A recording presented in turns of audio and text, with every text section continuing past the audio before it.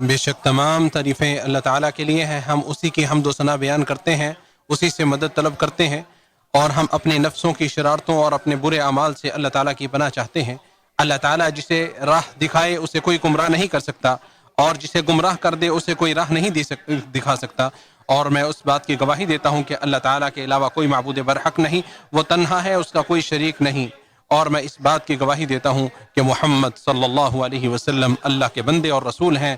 اے اللہ, آپ صلی اللہ علیہ وسلم پر رحمتیں, سلامتی اور برکتیں نازل فرما, اور آپ کی آل پر اور صحابہ کرام پر. حمد و صلات کے بعد مسلمانوں, اللہ تعالیٰ سے ڈرو, تقوی الہی اختیار کرو, تمہارے اجر و ثواب میں اضافہ ہوگا اور تمہارے اعمال بھی درست ہو جائیں گے. ارشاد باری تعالیٰ ہے, اور جو اللہ تعالیٰ سے ڈرے گا وہ اس کے لیے نکلنے کا کوئی راستہ بنا دے گا, اور جو کوئی اللہ تعالیٰ سے ڈرے گا وہ اس کے لیے اس کے کام میں آسانی پیدا کر دے گا, اور جو کوئی اللہ تعالیٰ سے ڈرے گا وہ اس سے اس کی برائیاں دور کر دے گا اور اسے بڑا اجر عطا فرمائے گا.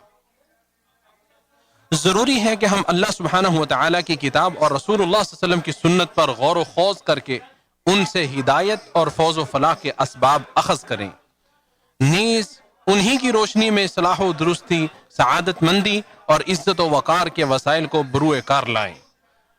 قرآن کریم کی 2 آیتیں امت کے لیے سلامتی کی جگہیں, امن و امان کے عوامل, نجات کے عناصر روشناس کراتی ہیں.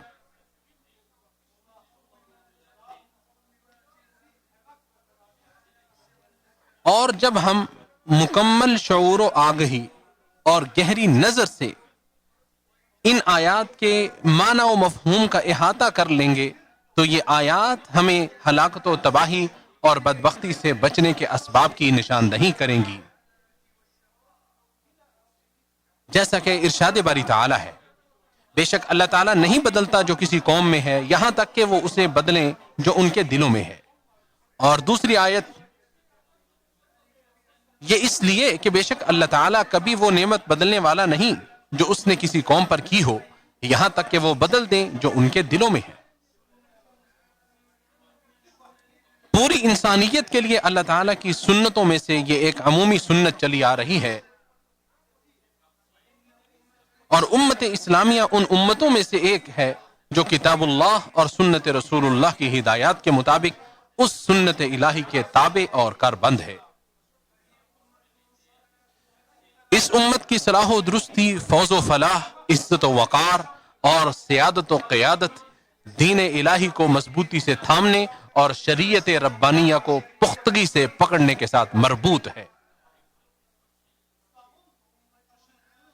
اس امت کی عافیت, سلامتی اور خوشحال زندگی اپنے پروردگار کی اطاعت اور اپنے نبی صلی اللہ علیہ وسلم کی سنت پر عمل کرنے کے ساتھ مقید ہے.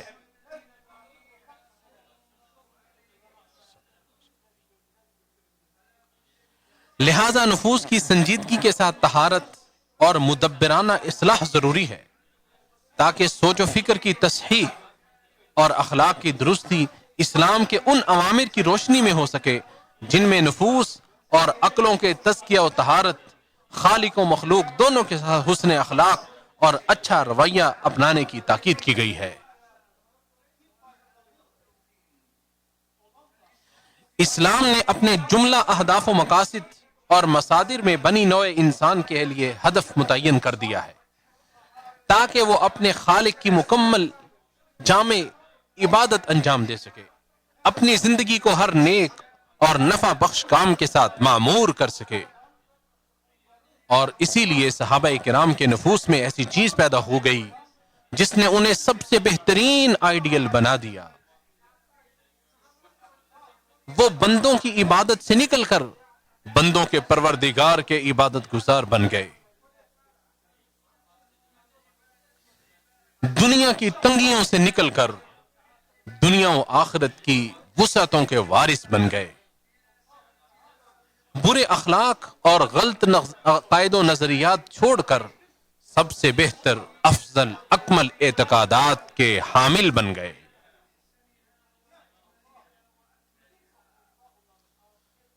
ہر زمانے میں اللہ تعالیٰ کا یہی طریقہ رہا ہے, جیسا کہ ارشاد باری تعالیٰ ہے, بے شک اللہ تعالیٰ بے شک اللہ تعالیٰ نہیں بدلتا جو کسی قوم میں ہے یہاں تک کہ وہ اسے بدل لیں جو ان کے دلوں میں ہے۔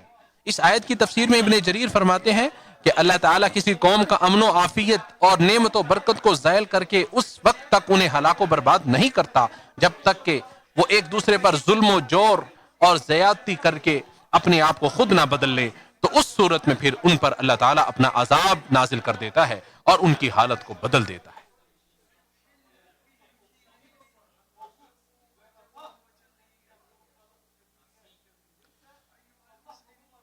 مسلمانوں،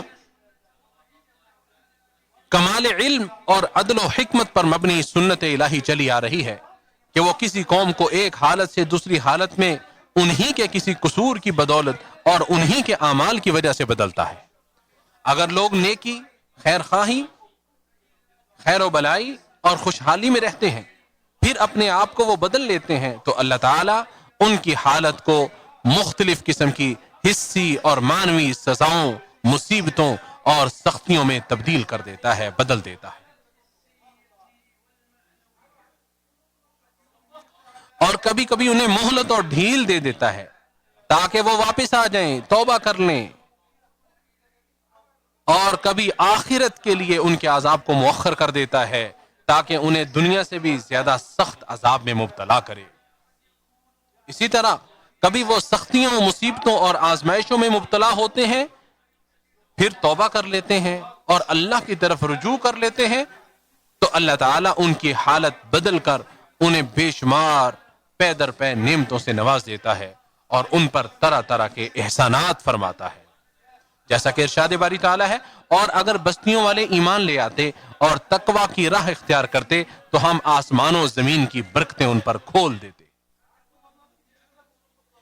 اطاعت الہی اور تقوی کی وجہ سے نعمتوں کو دوام ملتا ہے، نافرمانی، برے اعمال اور زمین و آسمان کے پروردگار کی مخالفت کی وجہ سے نعمتوں کو زوال آتا ہے۔ ارشاد باری تعالیٰ ہے، اور جب تمہارے پروردگار نے صاف اعلان کر دیا کہ بے شک اگر تم شکر کرو گے تو میں ضرور ہی تمہیں زیادہ دوں گا، اور بے شک اگر تم ناشکری کرو گے تو بلا شبہ میرا عذاب یقیناً بہت سخت ہے۔ مسلمان آج جن حالات سے گزر رہے ہیں وہ کسی پر مخفی نہیں ہے، تو ایسی صورتحال میں ان پر یہ ذمہ داری عائد ہوتی ہے کہ سنجیدگی کے ساتھ ان جائز و مشروع اسباب کو اختیار کریں جن سے ان کے حالات درست ہو جائیں اور ان کے معاشرے شرور و فتن کی تباہ کاریوں سے محفوظ رہ سکیں۔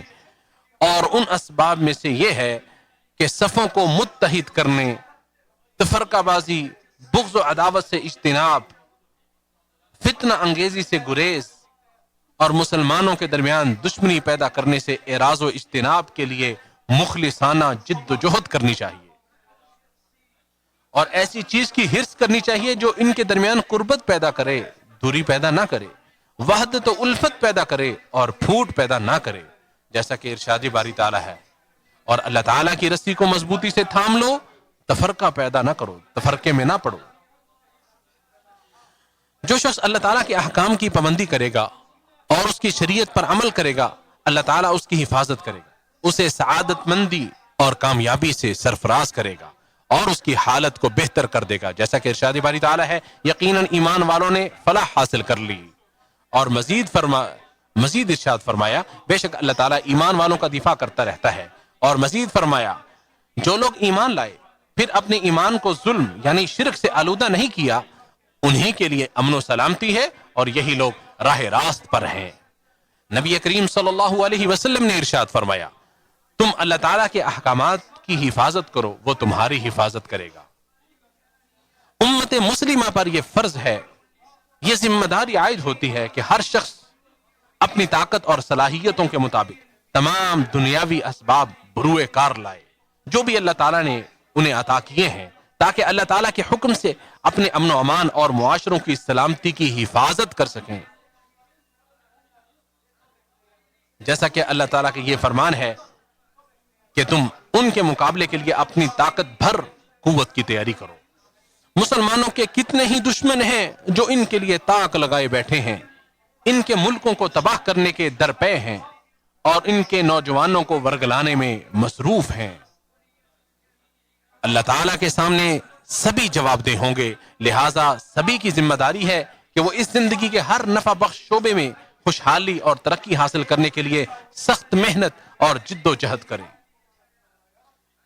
اصلاح اور ترقی کے لیے جد و جہد، سخت محنت اور پہم کوشش کرنا اور عصر حاضر کے بارے میں مکمل آگاہی حاصل کرنا از حد ضروری ہے جس میں ہم اس وقت زندگی بسر کر رہے ہیں. اس بات کو پوری طرح سمجھنا ضروری ہے کہ زندگی کے مسائل کا علاج با مقصد تعمیری اور ثمر آور تبدیلی کے قوانین کے تابع ہے تاکہ زندگی کی مشکلات کو دور کیا جا سکے اور اس کے کٹھن راستوں کو آسان بنایا جا سکے. یہی اسلام کے عظیم اغراض و مقاصد میں سے ایک اہم مقصد ہے.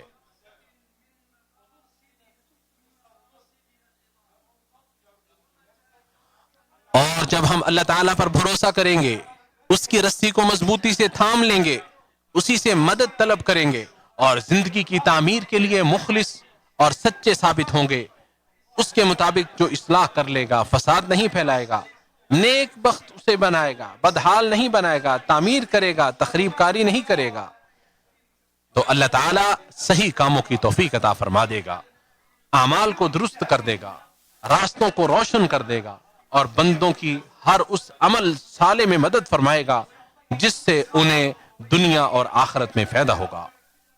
جیسا کہ ارشاد باری تعالی ہے، پھر جب آپ کسی رائے کا پختہ ارادہ کر لیں تو اللہ تعالیٰ پر بھروسہ کیجئے. اسلام میں تعمیری اصلاح میں سستی کی کوئی گنجائش نہیں اور مسلسل عطیہ و بخشش میں کسل مندی کی کوئی گنجائش نہیں ہے. ارشاد باری تعالی ہے، آپ کہیے کہ تم لوگ نیک عمل کرو، اس لیے کہ اللہ تعالیٰ آئندہ تمہارے عمل کو دیکھے گا اور اس کے رسول اور مومنین بھی. اور ہمارے رسول صلی اللہ علیہ وسلم نے ارشاد فرمایا، میں عاجزی اور سستی سے تیری اے اللہ، میں عاجزی اور سستی سے تیری پناہ چاہتا ہوں. میں نے جو کہا آپ نے سماعت کیا. اللہ تعالی ہم سب کو معاف کرے اور ہماری توبہ قبول کرے، بے شک وہ توبہ قبول کرنے والا مہربان ہے.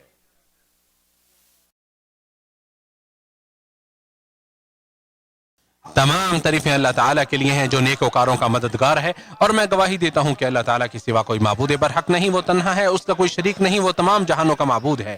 اور میں گواہی دیتا ہوں کہ محمد صلی اللہ علیہ وسلم اس کے بندے اور امانت دار نبی اور رسول ہیں. اللہ تعالیٰ ان پر اور ان کے آل پر اور ان کے ہدایت یافتہ رہنما صحابہ کرام پر رحمتوں کا نزول فرمائے. برادران اسلام، مسلمانوں پر عائد ہونے والی بڑی ذمہ داریوں میں سے ایک یہ ہے کہ وہ اپنے حالات پر نظر ثانی کریں اور اپنے تمام معاملات میں اللہ تعالیٰ کی نگرانی کا احساس اپنے دل میں ہمیشہ زندہ قائم رکھیں. اسی طرح اتحاد و اتفاق کی فضا قائم کریں. دین میں اخوت و بھائی چارہ کو استوار کرنے کے لیے حریص بنیں. ملکوں کی حفاظت میں باہم ایک دوسرے کے معاون بنیں اور معاشرے کو ہر اس چیز سے بچائیں جو اس کے صاف شفاف ماحول کو آلودہ کر دے یا اس کے امن و امان میں خلل پیدا کر دے. ارشاد باری تعالی ہے، مومن تو سب آپس میں بھائی بھائی ہیں. اور نبی صلی اللہ علیہ وسلم نے ارشاد فرمایا، مسلمانوں کی ایک دوسرے سے محبت، ایک دوسرے کے ساتھ رحم دلی اور ایک دوسرے کے ساتھ ہمدردی کی مثال ایک جسم کی طرح ہے. جب اس کے ایک عضو کو تکلیف ہوتی ہے تو باقی سارا جسم شب بیداری اور بخار میں سب اعضاء کو ایک دوسرے کے ساتھ ملا کر اس کا ساتھ دیتا ہے.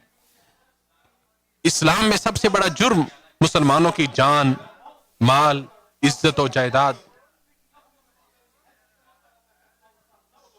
اسلام میں سب سے بڑا جرم مسلمانوں کی جان، مال و جائیداد اور عزت پر زیادتی کرنا ہے. تو اس شخص کا کیا حشر ہوگا جس میں یہ تمام جرائم جمع ہو جائیں. اللہ تعالیٰ کی توفیق و مدد کے بغیر کوئی گناہ سے بچنے کی طاقت نہیں ہے اور نہ ہی کوئی نیکی کرنے کی قوت ہے. ارشاد باری تعالیٰ ہے، اور جو شخص کسی مومن کو دیدہ دانستہ قتل کر دے تو اس کی سزا جہنم ہے جس میں وہ ہمیشہ رہے گا. اس پر اللہ تعالیٰ کا غضب اور اس کی لعنت ہے. کیا حق، شریعت اور درست بات کی طرف واپسی کرنے کے لیے کوئی آمادہ ہے؟ ارشاد باری تعالیٰ ہے، اور دنیا کی زندگی دھوکے کے سامان کے سوا کچھ نہیں ہے. بس اے مسلمانوں، اللہ تعالیٰ سے ڈرو اور اپنی حالت کو اس کے مطابق بدل لو جس کی طرف تمہارا دین تمہیں بلاتا ہے، تو تم کامیاب و کامران ہو جاؤ گے اور ہر قسم کی خیر و بلائی سے سرفراز ہو جاؤ گے. اے اللہ، ہمارے نبی محمد صلی اللہ علیہ وسلم پر درود و سلام نازل فرما اور ان کے آل اور تمام صحابہ کرام سے اور ہم سے اگلے پچھلے تمام لوگوں سے اللہ راضی ہو جائے.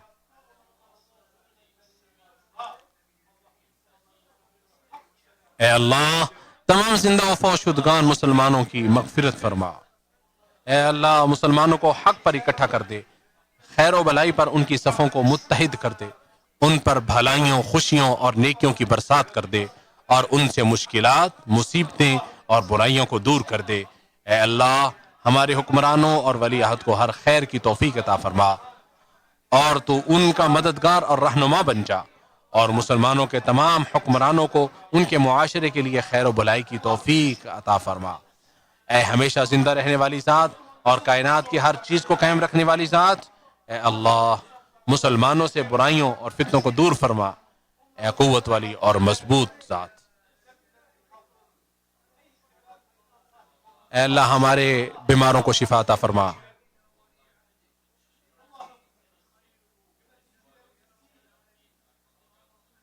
اے اللہ مسلمانوں کی حفاظت فرما، ان کی زبوں حالی کو خوشی سے، ان کے انتشار کو اتحاد سے، اور ان کے ہم و غم کو راحت سے بدل دے۔ اے اللہ ہمارے گھروں اور تمام مسلمانوں کے علاقوں میں باران رحمت کا نزول فرما۔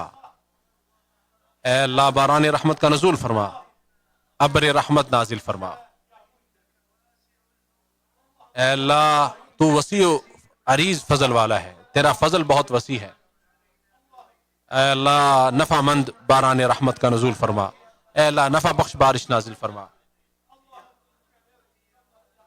اے اللہ ہمارے اور تمام مسلمانوں کے علاقوں میں اللہ ابر رحمت نازل فرما۔ اے اللہ تمام ملکوں اور مخلوقات پر باران رحمت کا نزول فرما۔ اے اللہ تیری حمد کے ساتھ تیری پاکی بیان کرتے ہیں۔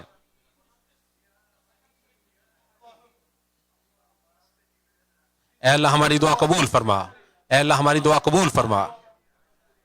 اے اللہ مسلمانوں کے دشمنوں کو پکڑ لے، ان پر اپنی گرفت کو مضبوط کر دے۔ اے اللہ مسلمانوں کے دشمنوں پر گرفت مضبوط کر دے۔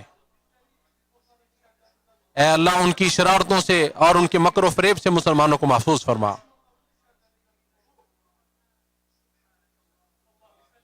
اور ہماری آخری دعا یہ ہے کہ تمام کی تمام تعریفیں اللہ رب العالمین کے لیے ہیں۔